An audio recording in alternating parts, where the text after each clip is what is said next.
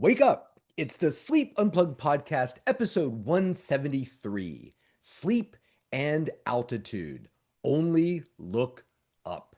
Welcome, everyone, to the Sleep Unplugged podcast. My name is Chris Winter. I'm a neurologist, sleep specialist, and your host for this episode of the podcast. If you're new to the Sleep Unplugged podcast family, welcome. If you're a veteran, welcome back. We are glad you're here. If you want to get in touch with the show, have an idea for a topic for the podcast, have a question about sleep, you can ask it. Dr. Chris Winter Instagram, Dr. Chris Winter Twitter X, Dr. Chris Winter Bluesky Threads. We have a YouTube page where our comment, correction, criticism from last week came, and SH wrote me back after last week's podcast and said, "Thank you so much. This was a great help. Glad we could help SH." This week's episode of the podcast comes directly from the Sleep Unplugged website. So if you go to www.sleepunplugged.com, you can visit our website. You can submit your question through there. So many ways to interact with the podcast. If you're struggling with your sleep, what excuse do you have to not? It's been a big week. Travel this week was to Nashville for a sleep conference. Really excited to see more sleep peeps there. Ran into a good buddy, Chris Moore, who I actually just did a panel with up in New York. Had no idea he was going to be there. He saw a silly post I made on Instagram and said, "Hey, I'm in Nashville too." So we went out to Martin's Barbecue Joint and had some delicious barbecue. Always enjoy time spent in Nashville. Exciting news. I am working with the Phoenix Suns. They went to China. We worked on a whole plan to get them prepped and ready, and they won game one in China. So, congratulations to the Phoenix Suns. You're a great organization. And really excited that we have two teams into the AL, the American League Championship Series and the National League Championship Series, namely the Dodgers, who will now play the Brewers, and the Toronto Blue Jays, who are going to play Seattle, who outlasted Detroit in a 15-inning marathon. So we're really pulling for the blue here, the blue Dodgers, the Blue Jays. Good luck, you guys, in your next round. Comments, corrections, criticisms. I'm going to correct something, a mistake that I made in a podcast a few ago. This was the episode 171 that we did on kids sleeping through the night. I was talking about Jonathan Richman and Modern Lovers and their song Crying in My Sleep. Everything I said about Jonathan Richman and Modern Lovers was true, except for the fact that Jonathan Sings did not possess the song Crying in My Sleep. It was really strange that I kind of had this vague memory of it. And if you listen to that podcast, you can see very quickly that I was trying to figure out, um, you know, I was doing it kind of in a hurry. And I basically said, I used ChatGPT. I said, "Hey, ChatGPT, I'm remembering this song, Jonathan Richman and the Modern Lovers did this song Crying in My Sleep." And he said, "Yeah, you're right. It was off of Jonathan Sings." He gave me the list of the songs. I say it gave me the list of songs from Crying in My Sleep for Jonathan Sings. Song number 8, Crying Myself to Sleep. And so later on, listened to the podcast, and I was like, okay, great. And then I got a hankering for some Jonathan Richman and pulled up Jonathan Sings. It's not there. So I went back to ChatGPT and said, "Can you direct me to a site where I can see this song, Crying Myself to Sleep? I can't find it on Jonathan Sings." And I thought, there's often re-releases and they put unfinished material, whatever. So went through the whole thing, and he said, I couldn't find a it said I couldn't find I say he because I've named my chat GPT Hero after the David Bowie song Hero, so I call it Hero. It's random and bizarre, but whatever. So it's he. I couldn't find a credible source that lists Crying My Slave as an actual Jonathan Richman track. And so then I wrote, so where did this song title come from? Is it a lyric in a Jonathan Richman song? Because you're confabulating something, but I'm remembering it too. And he wrote, oh, yes, of course, the song Crying in My Sleep appears in the song That Summer Feeling from Jonathan Sings 1983. I looked at the lyrics, didn't see it, and said, I looked at the lyrics of that song. I do not see the lyrics. And he wrote, good question.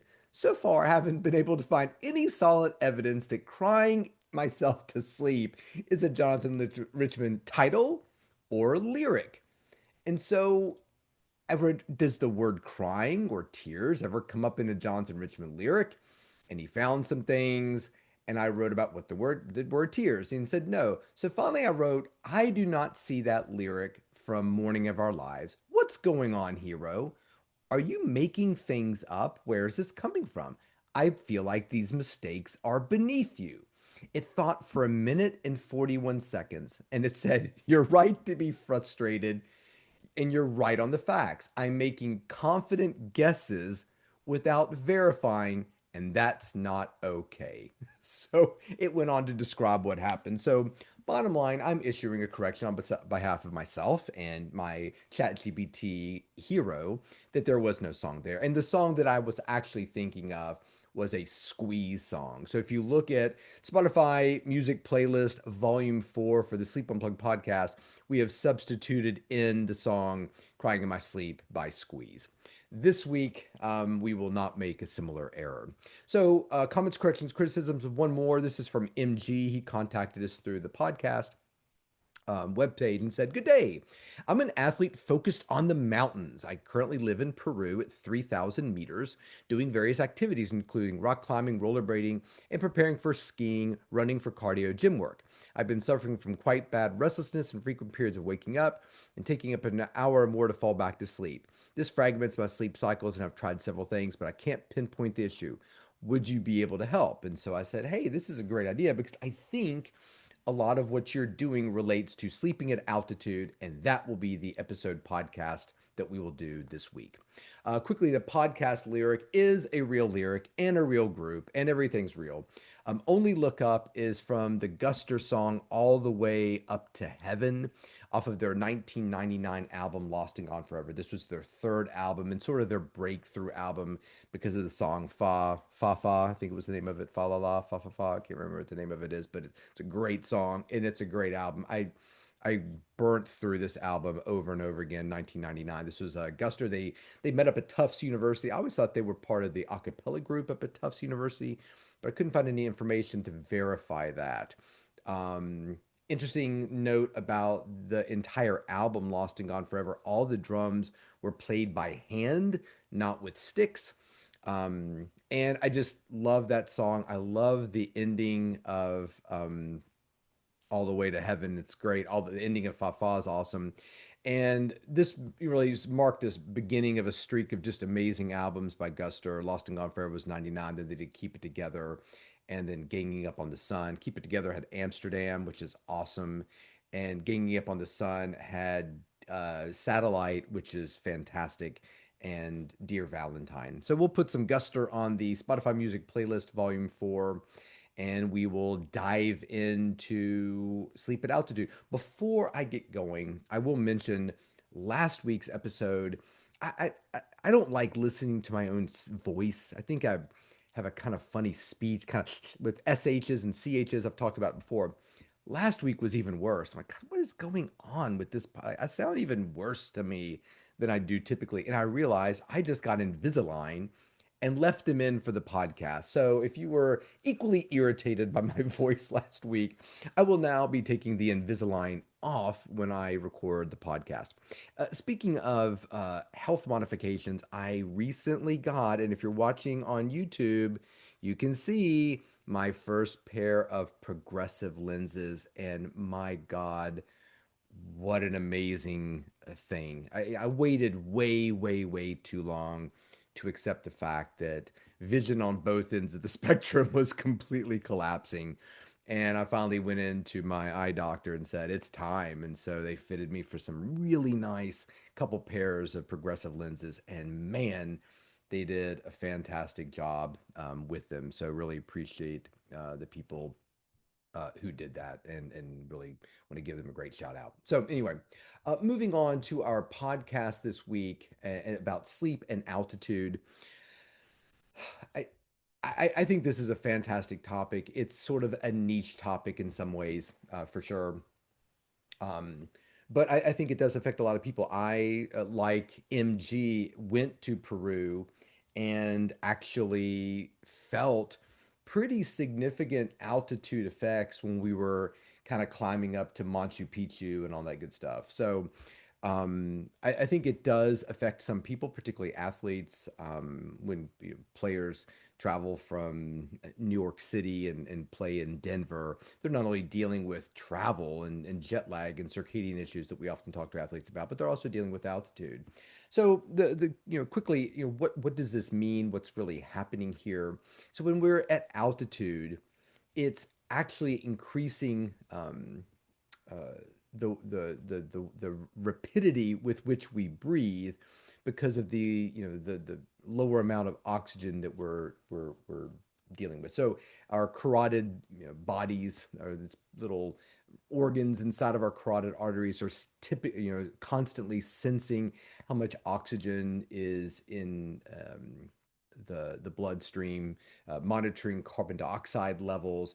And so what happens is, as those carotid body chemoreceptors are starting to understand that the oxygen um, content of the blood is not correct, it starts to increase our ventilatory drive. So we start to breathe more to compensate for that. And we often overshoot the amount we should be breathing. So as we're breathing quickly, yes, we're taking in oxygen, but we're also blowing off a lot of carbon dioxide, which is what we call periodic breathing, or hyperventilation. So as we're hyperventilating, those same sensors that are detecting blood composition are saying, oh, we've gone too far. We need to back off, which often causes a slowing of breathing or even apnea events. So when you start to get somewhere around 2,500 meters, so 500 meters below MG, a substantial fraction of people, about 25% of us, will experience central apneas or pronounced periodic breathing when we sleep. When we get above 4,000 meters, now MG's at 3,000, when we get above 4,000, just about everyone is exhibiting this pattern of breathing. And it's not without consequence. There are studies that show that there are oxidative stresses involved in sleeping at altitude. It can promote neuroinflammation. Even synaptic changes in the brain are increasingly considered to be altitude-related outcomes for sleeping, at high levels of high altitude. There's even been some studies that have linked high altitude sleeping and even cognitive decline, which is not a big stretch of the imagination if you think about brains loving oxygen and being at a place where it's simply not present in sufficient amounts. You can understand why that might happen. So there are, so as we, continue to be at altitude for long periods of time, we can acclimate to that. We start producing more red blood cells that enrich and increase the oxygen carrying capacity of our blood. And over a period of weeks, we start to sort of dampen those fluctuations in breathing, and things to some degree start to stabilize. So you can imagine somebody living, maybe MG lives in Peru, could be very different from a person arriving there and sleeping there for the first night. Um, there's a lot of wearable tech sensors that can kind of look at these types of things to monitor our oxygenation and help to sort of dynamically supplement our oxygen. I did some climbing before, and I've even done climbing with little things of supplemental oxygen when I was in Peru. They give you these little canisters where you can take a hit of enriched oxygen, and it theoretically makes you feel a little bit better.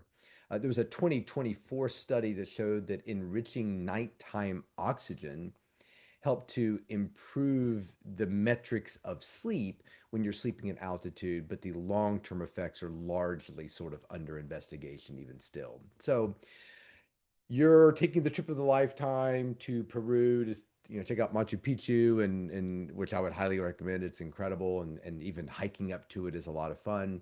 And so what do we see in terms of sleep changes? MG talked about, hey, this seems to fragment my sleep cycles. What do we see? And we want to do an entire podcast coming up on sleep fragmentation. The good folks at Side Sleeper Z have actually asked to sponsor that. So we're actually putting that together um, as we speak. So, what do we see in terms of problems with that? We see number one, longer sleep latency and lighter periods of sleep, which are kind of exactly what we're talking about there. That it takes you a lot longer to fall asleep, and once that individual falls asleep, that lighter sleep tends to lead itself to more fragmentation. Number two, loss of deep sleep, which is kind of saying the same thing as a lighter sleep. If you're not in deeper sleep, you're certainly in a lighter sleep. So those are kind of saying the two things is sort of we're saying the same thing. Number three, increased arousals and sleep fragmentation. I think that's exactly what um, uh, MG is talking about, that he's feeling like he's unable to kind of have that typical sleep continuity. And we've talked about waking up a time or two during the night is no big deal, even if you have to go to the bathroom.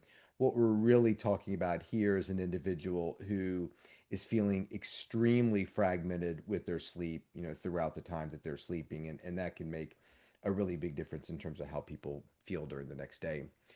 Changes in apnea, hypopnea metrics, and desaturation. This is exactly what we're talking about in the pathophysiology section of this, which is essentially, hey, look, when you're sleeping at altitude, that breathing disturbance increases that apnea hypopnea ratio. So for people who don't have sleep apnea at sea level, could very well have at least some degree of even central apnea when they're at higher altitudes. These things do get better as you acclimatize to them. So again, the longer you're there, the better we tend to see. Um, and So it's important that people understand that all of these things can kind of flow from simply being at altitude. So, what are the strategies that we can use to mitigate this, to make it better? The first is gradual ascent, sort of, and this is when you watch people who are ascending Mount Everest. This is what they do. They go to base camp and they hang out there for a while, give their bodies a chance to acclimatize, and then they move up to, they hike up to Camp One, and then they come back down to base camp, and then they'll hike to Camp One again and come back down. So as they start to kind of go through these things over and over, it starts to create that change that people need to start to feel better at that altitude. The next is diamox, which is a carbonic anhydrase inhibitor. Astazolamide is the generic name of it. I think acetazol acetazolamide. I think, yeah, that's it. Blanking on the generic name. Always Diamox is what we always called it. So when you take this medication, it can stabilize ventilation by inducing sort of a mild metabolic acidosis, which increases that respiratory drive. We want to breathe off that acidosis. So when we're a little bit acidic, it does increase breathing. So we can kind of compensate for that slowed breathing that we sometimes see with the altitude and oxygen changes in the blood. It's pretty harmless. I took it.